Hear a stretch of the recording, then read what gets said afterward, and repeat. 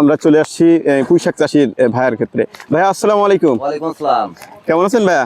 আছি আলহামদুলিল্লাহ, ভালো আছি ইনশাআল্লাহ। আচ্ছা ভাইয়া, আমরা দেখতে পাচ্ছি আপনার এই পুঁইশাক ক্ষেত। হ্যাঁ। পুঁইশাক ক্ষেতে তো আপনি প্রচুর আকারের পুঁইশাক রপ্তানি করেছেন, মানে রোপণ করেছেন, জি। এবং প্রচুর আকারের আমরা পুঁইশাক হয়েছে, এবং এই ঘেরটা, এই পুরো ঘেরের সব সাইড দিয়েই করেছেন। হ্যাঁ, এখন সাইড এই দিয়ে আমি হ্যাঁ এভাবে পুঁইশাক বান করি, পুঁইশাক দিছি। আচ্ছা, তাই এই পুঁইশাক থেকে আসলে আপনি কেমন ইনকাম পাচ্ছেন বা পাবেন ভবিষ্যতে আশা করছেন? আমি এই 3-4 খান ডোগ মিলাই দেখা দিয়েছে এক তাড়ি বানাই 50 টাকা প্রথম বিক্রি করেছি।